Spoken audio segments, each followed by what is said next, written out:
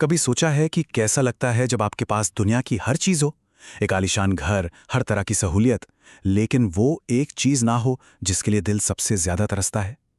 आज हम एक ऐसी ही लड़की की कहानी में गहरे उतरेंगे जो एक सोने के पिंजरे में तो है पर अपनेपन की तलाश कर रही है। तो कहानी की शुरुआत होती है इन शब्दों से जो इसाबेल की आंटी ने उससे कहे, तुम मेरी बेटी जैसी हो इसाबेल। सुनने में तो ये शब्द बहुत प्यार भरे लगते हैं ना, लेकिन यहीं से कहानी की सबसे बड़ी उलझन शुरू होती है। हाँ, बस वो एक छोटा सा शब्द जैसी ये इसाबेल के दिल में चुभ गया। मतलब प्यार तो है पर एक फासला भी है। और बस यही एक एहसास उसे अपने ही घर में एक बाहरी इंसान होने का फील देता है। तो चलिए सबसे पहले इसाबेल की दुनिया में चलते हैं, जिससे कहते हैं ना, एक सोने का पिंजरा। बिल्कुल वैसी ही है उसकी जिंदगी। देखते हैं इस चमक धमक के पीछे आखिर छिपा क्या है। तो ये है इसाबेल। उसकी अमीर आंटी जुडिथ ने उसे गोद लिया है। एक शानदार हवेली में रहती है, सिंगिंग और जिम्नास्टिक में तो कमाल ही करती है। लेकिन इस परफेक्ट दिखने वाली तस्वीर के पीछे वो बस एक माँ के सच्चे प्यार के लिए तरसती है। और तो और स्कूल में सबसे छोटे कद, सिर्फ 4 फुट 11 इंच की होने की वजह से वो हमेशा खुद को थोड़ा कम समझती है। अब इस घर में इसाबेल अकेली नहीं है। उसकी एक कजिन भी है, रिरी। और दोनों में जमीन आसमान का फर्क है। जहां इसाबेल टैलेंटेड और शांत है, वहीं रिरी थोड़ी हक जताने वाली और जलनखोर है। रिरी को हमेशा लगता है कि इसाबेल की वजह से उसे अपने ही घर में कम तवज्जो मिलती है। और बस यहीं से दोनों के बीच एक गहरी दुश्मनी की दीवार खड़ी हो जाती है। और रिरी अपनी नफरत दिखाने में कोई कसर नहीं छोड़ती। वो इसाबेल को सीधे सीधे कहती है, चुप रहो, तुमसे कोई बात नहीं कर रहा, तुम एक चैरिटी केस हो। सोचिए ये शब्द सुनकर इसाबेल को कैसा लगता होगा कि वो इस परिवार का हिस्सा नहीं बल्कि सिर्फ एक एहसान है। इसाबेल की दुनिया पहले से ही काफी नाजुक थी, लेकिन फिर एक ऐसी घटना होती है जो सब कुछ बिखेर कर रख देती है। और यहां से कहानी में आता है एक बड़ा मोड़। और चीजें ना बहुत तेजी से बिगड़ती हैं। पहले तो आंटी जुडिथ 1 महीने के लिए बिजनेस ट्रिप पर जाती हैं। कुछ ही दिन बाद इसाबेल की बेस्ट फ्रेंड डैफ्नी को भी घर छोड़ के जाना पड़ता है। इसाबेल बिल्कुल अकेली पड़ जाती है। और फिर एक रात सब कुछ बदल जाता है। आंटी जुडिथ के फोन कॉल्स आने बंद हो जाते हैं और अगले ही दिन खबर आती है कि उनके प्राइवेट जेट से संपर्क टूट गया है। जब बुरा वक्त आता है तो चारों तरफ से आता है ना। इसाबेल के लिए यह मुश्किल अभी खत्म नहीं हुई थी, बल्कि अब तो और बढ़ने वाली थी, क्योंकि रिरी वापस आ जाती है।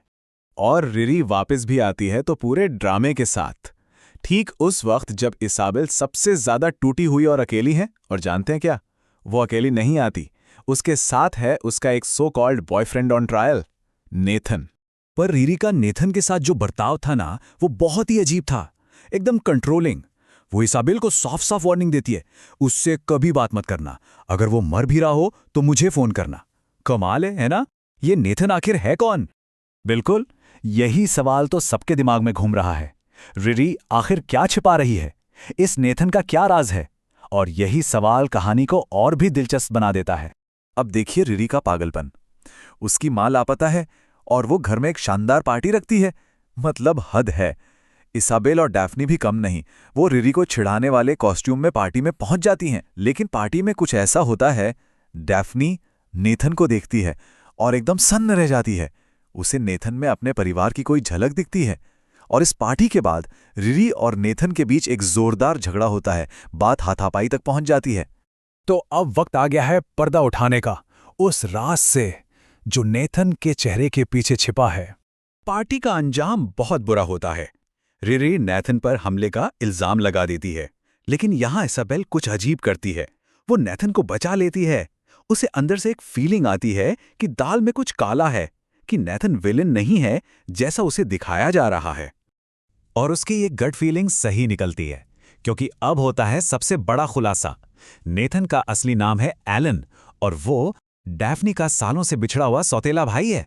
वो एक बहुत अमीर खानदान से है और यहाँ अपने बिछड़े हुए पिता को ढूंढने आया है ताकि वो अपने दादाजी से अपनी विरासत हासिल कर सके। तो ये पूरा ड्रामा एक प्लान का हिस्सा था। उसे पता चलता है कि उसके पिता इसी शहर में हैं, तो वो अपने परिवार के शक से बचने के लिए रिरी को एक कवर की तरह इस्तेमाल करता है। वो एक बिगड़े हुए गरीब बॉयफ्रेंड की एक्टिंग करता है ताकि कोई सवाल ना करे। और उसका फाइनल मकसद अपने पिता को ढूंढना और अपनी पहचान दादाजी के सामने साबित करना। और इस सब के आखिर में एलन को डैफ्नी के पिता को $50,000 देने पड़ते हैं, सिर्फ इसलिए ताकि वो उसके अपने दादाजी को बता सकें कि हाँ, एलन उन्हीं का पोता है। मतलब यहां तो रिश्तों का भी सौदा हो रहा था। तो एलन का राज तो खुल गया, लेकिन एक राज अब भी बाकी है, आंटी जुडिथ का राज। अब कहानी अपने अंजाम तक पहुंच रही है, जहां सच और एक खट्टे मीठे पुनर्मिलन का वक्त आ गया है। और ये राज खोलती है रिरी एक ऐसे अंदाज में कि सबके होश उड़ जाते हैं। वो कहती है, मैंने जासूसों को काम पर लगाया था, उन्होंने उसे ढूंढ लिया था, पर मेरा उससे मिलने का मन नहीं था। सोचिए, उसने अपनी ही मां के बारे में सब कुछ छिपाए रखा, सिर्फ अपनी नफरत की वजह से। तो अब पूरी तस्वीर साफ हो जाती है। आंटी जुडिथ का जेट गायब हुआ, इसाबेल ने उन्हें ढूंढने के लिए जमीन आसमान एक कर दिया, लेकिन रिरी ने उन्हें पहले ही ढूंढ लिया था और चुप बैठी रही। और अब आंटी जुडिथ वापस आ चुकी हैं, लेकिन अपनी यादाश्त खोकर। और कहानी का जो अंत है ना, वो दिल को छू जाता है। आंटी जुडिथ घर वापस आती हैं, उन्हें कुछ ठीक से याद नहीं। वो इसाबेल को देखती हैं और पूछती हैं, तुम इसाबेल हो, मेरी बेटी है ना?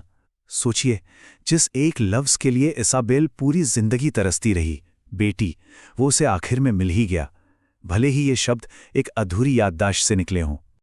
और यहीं आकर ये कहानी हमें एक बड़े सवाल पर छोड़ जाती है। जब परिवार और रिश्ते इतने उलझे हुए हों, तो बिना शर्त का प्यार वो एक तोहफा है या एक बोझ बन जाता है? सोचने वाली बात है ना?